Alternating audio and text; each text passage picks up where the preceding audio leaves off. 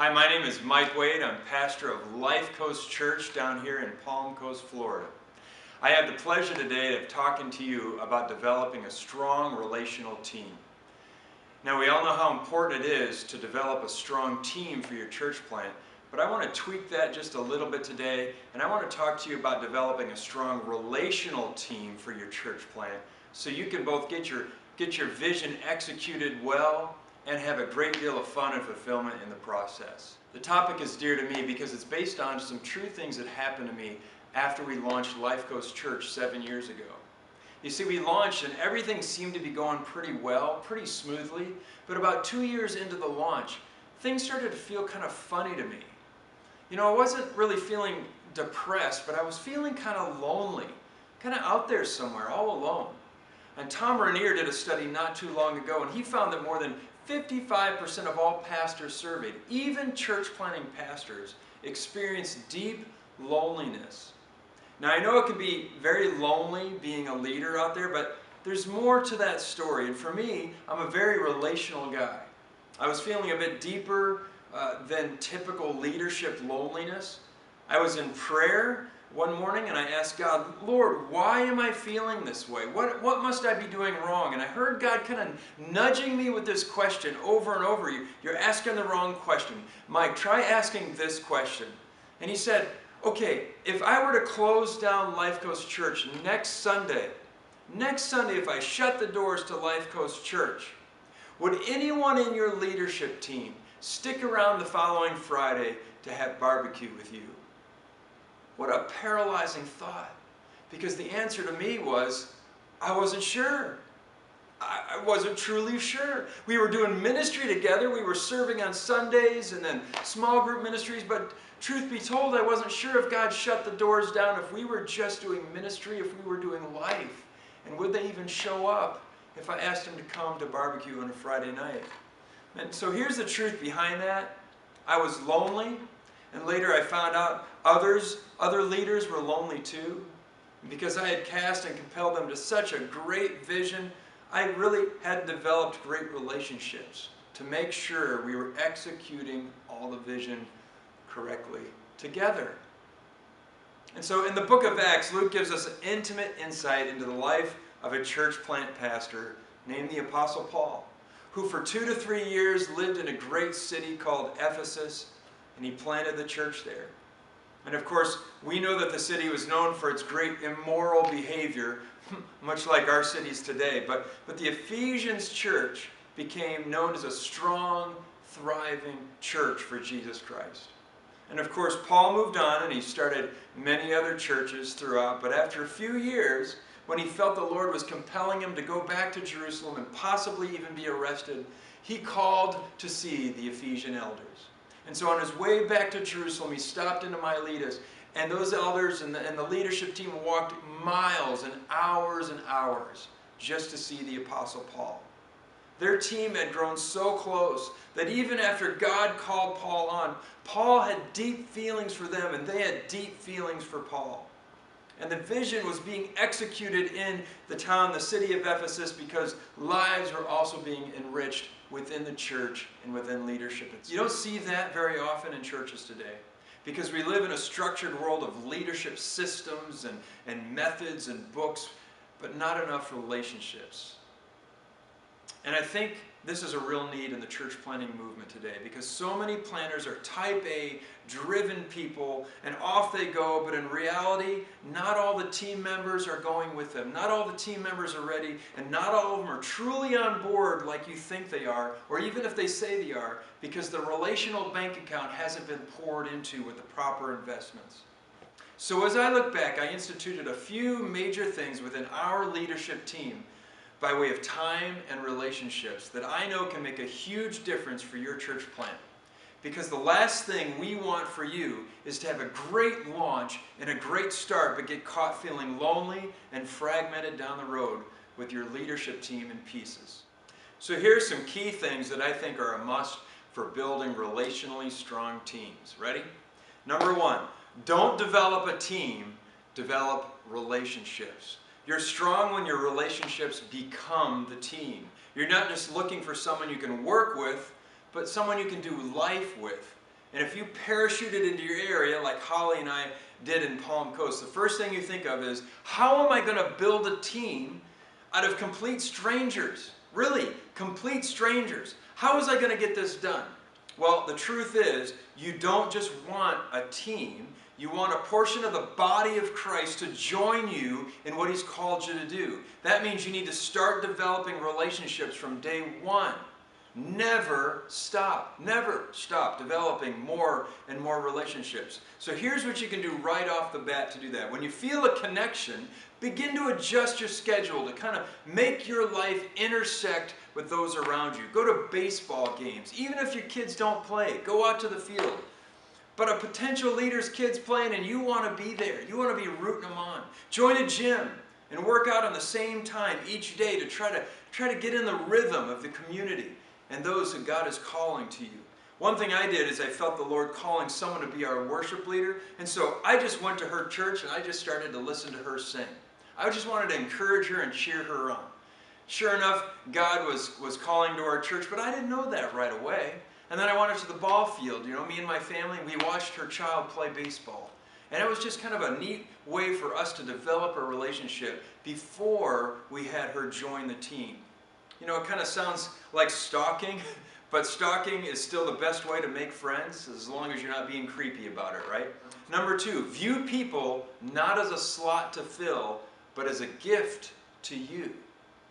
We leaders always have our ministry chart in mind when we meet people, you know. Come on, you can admit it. You got that chart and the positions you need filled, and so everyone that talks to you on the street or in Walmart, they could be your next ex, your next kids' church leader. And so sometimes we look at people through that filter of a ministry chart, you know. But I hope many of these people do get to fill those spots, but the truth is God didn't bring them to you primarily to fill a spot. He brought them to you to be in relationship with you. You need them, and not just because you have a lot to do in this church plant, but because you're a part of the body that needs other parts, and they're a part of the body that needs you. And not just because you're in leadership, but because you're a part of the body. And so we all need each other, and we all need to feel that we're a gift to one another. Paul had this special relationship with the Ephesians. They seemed to be a gift to him.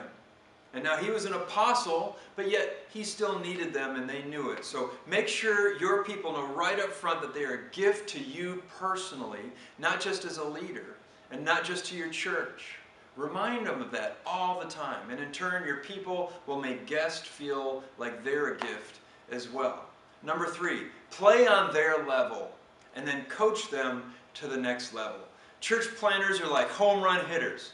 Every time they step up to the plate, they swing for the fences. And I love that, as it makes a church planner's life kind of exciting. It's exciting to be around, but many times our minds are thinking about the big leagues and the big league fields, visions of hitting the ball out of bigger parks. But it can create disconnect because our teammates are still playing on smaller fields. They haven't caught up yet, and some are even learning how to bunt. And so we have to back up, and that can get hard for us because we're on go and full throttle most of the time, but sometimes you got to slow down and play on their field. We need to make sure we're playing on their level and then coaching them to the next, however long that takes. And this is simply discipleship. That's what it is. You need to find out where your teammates are at spiritually, but also maritally and financially and physically, and work there for a while. Stay in that place for a little while until they're ready to advance. Next, number 4, let people into your head. Boy, that's kind of a funny one, but let people into your head. This takes time. It takes purposeful communication. But see, we leaders, we have a lot in the noggin, right? We got a lot going on up there. We're reading all sorts of books, doing assessments, going to conferences, talking to Mac Lake on the phone, and I've got a lot of this stuff going on. But the thing is we got to try to get it out here on the table in front of people to be observed and tweaked, and so they can take ownership of that stuff too. The point is that we're growing leaders who will hopefully lead like we lead, so we can multiply the kingdom.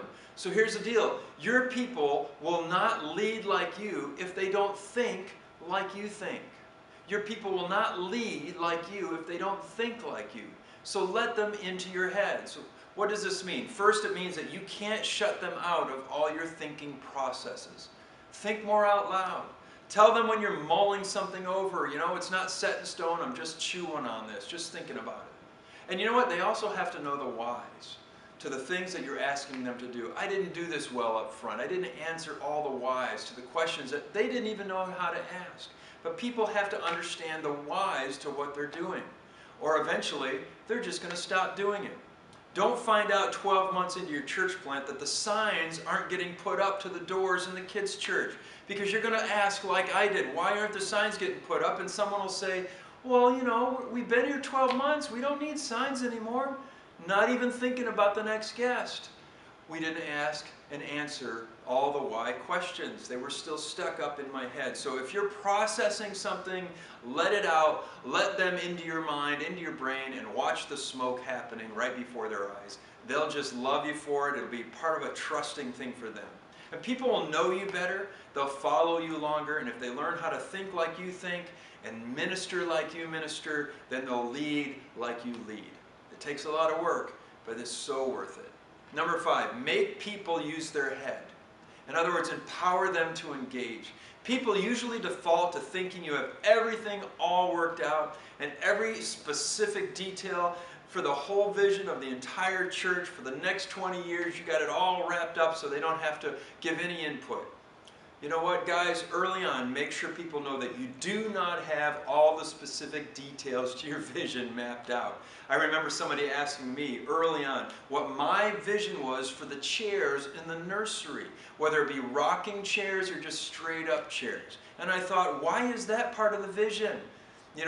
You can make that decision. Well, they didn't know they could make that decision, so I was getting barraged with these questions. The truth is, people don't know they can make decisions, and some of it has nothing to do with the vision at all. So empower them to use their noggins and make those decisions and trust them with them.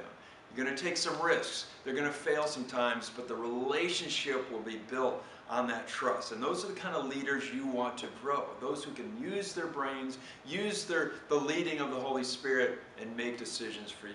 Number 6, don't just do ministry, do life. The worst thing you can do when ministry happens is only see your leaders at leadership meetings and on Sunday. People don't function like that. Even if you do, they don't, and it takes all the joy out of life.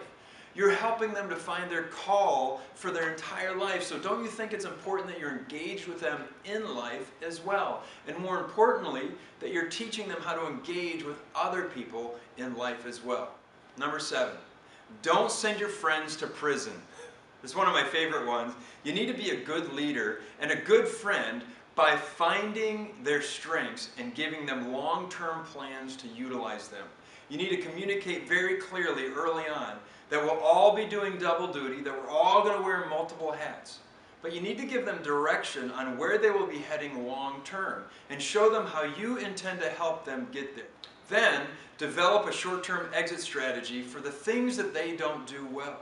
No one wants to feel trapped forever. And if you work this out with them, you will feel more like a friend to them than just a leader who wants to use them.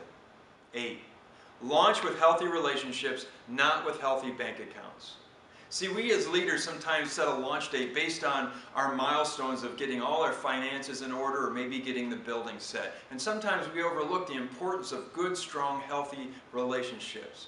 You can have the funds, you can have the building, you can even have warm bodies, but come opening day, it can all fall apart, and then you'll be stuck mopping the floors and coming up with the kids' church curriculum. When asked what their biggest regret was in the pre-launch, more pastors said that they regret not having more time with their team.